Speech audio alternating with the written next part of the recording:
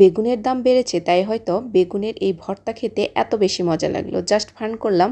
বেগুন ভর্তা দিয়ে একদমই পেট পুড়ে ভাত খেতে পারবেন যদি এই রেসিপিটি ফলো করে একবার এই বেগুনের ভর্তাটা তৈরি করেন। একদমই অসাধারণ এবং একটু ভিন্নভাবে তৈরি। আশা করছি পুরো রেসিপিটি আপনাদের কাছে ভালো লাগবে। তো চলুন কিভাবে আমি এই বেগুন ভর্তাটা তৈরি করেছি স্পেশালভাবে।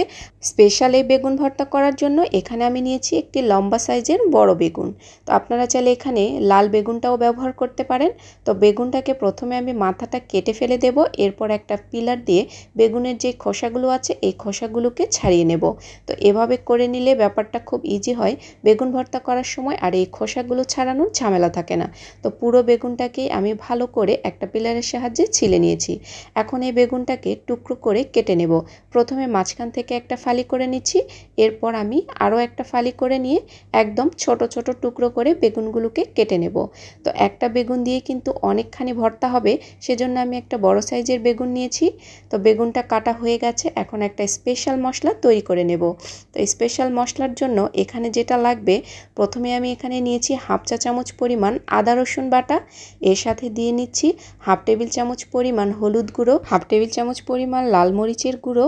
এরপর এর সাথে দিয়ে নিচ্ছি কোয়াটা চা চামচ পরিমাণ গরম মশলার গুঁড়ো, স্বাদমতো লবণ, আর দিয়ে নিচ্ছি কিছুটা রসুন থেতো করা। আর এই রসুন থেতোটা অবশ্যই এই মশলার মধ্যে দেবেন, দেখবেন এর টেস্ট অনেক বেশি বেড়ে যাবে।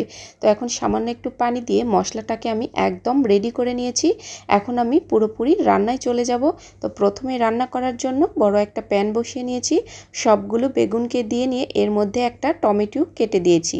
আপনারা চাইলে টমেটোটা স্কিপ করতে পারেন, তবে একটু টক টক লাগলে বেগুন ভর্তা খেতে কিন্তু বেশি ভালো লাগে। তো আমি সামান্য একটু হলুদ গুঁড়ো আর একটু লবণ দিয়ে নেব। তো এরপর সামান্য একটু পানি দিয়ে এই বেগুনগুলোকে সেদ্ধ করার জন্য বসিয়ে দেব। আর বেগুনটাকে কিন্তু একদমই পুরোপুরি সেদ্ধ করে নিতে হবে। তো নাড়াচাড়া করে নেব, হলুদটা যাতে সমস্ত বেগুনগুলোতে লেগে যায়। তো ভালো মতো করে মিশিয়ে নিয়েছি। এখন সামান্য একটু সরিষার তেল দিয়ে নেব। তো সরিষার তেল দিলে নিচে প্যানের নিচে আর লেগে যাবে না, সেজন্য সামান্য একটু সরিষার তেল আমি এখানে ব্যবহার করেছি। তো সরিষার তেল দেওয়ার পরে এখন ঢাকনা দিয়ে বেগুনটাকে প্রায় 10 মিনিট লো আঁচে রান্না করে একদম ভর্তা করে নেব। দেখুন একদম সেদ্ধ হয়ে গেছে বেগুনটা পুরোপুরি। চুলা থেকে নামিয়ে একদম পুরোপুরি ঠান্ডা করে বেগুনটাকে হাত দিয়ে একদম ভর্তার মতো করে বানিয়ে নিতে হবে। তো আমি চুলো থেকে নামিয়ে নিয়ে প্যানটাকে আবার পরিষ্কার করে এর মধ্যে কিছুটা সরিষার তেল দিয়ে নিচ্ছি। আমি এখানে 3 থেকে 4 টেবিল চামচ সরিষার তেল ব্যবহার করেছি। যে কোনো ভর্তাতে সরিষার তেল কিন্তু বেশি যায়, তো এই জন্য আমি এখানে সরিষার তেলটাই ব্যবহার করেছি। এর মধ্যে দিয়ে নিয়েছি কয়েকটা শুকনো মরিচ, সাথে দিয়ে নিয়েছি 3 থেকে 4 চা চামচ পেঁয়াজ কুচি। এখন ভালো মতো করে পেঁয়াজটাকে একটু কষিয়ে নিয়ে এর মধ্যে আমি স্পেশাল মশলাটাকে দিয়ে নিচ্ছি।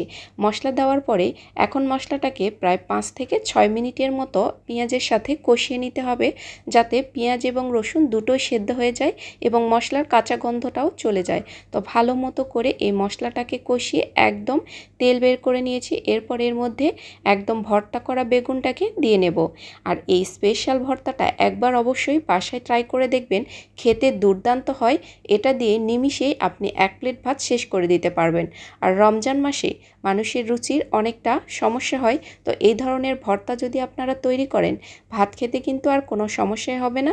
তো বেগুনটা একদম তৈরি হয়ে গেছে। এর মধ্যে কিছুটা সরিষার তেল দিয়ে নিচ্ছি যাতে ভর্তাটা আরও বেশি লোভনীয় হয়।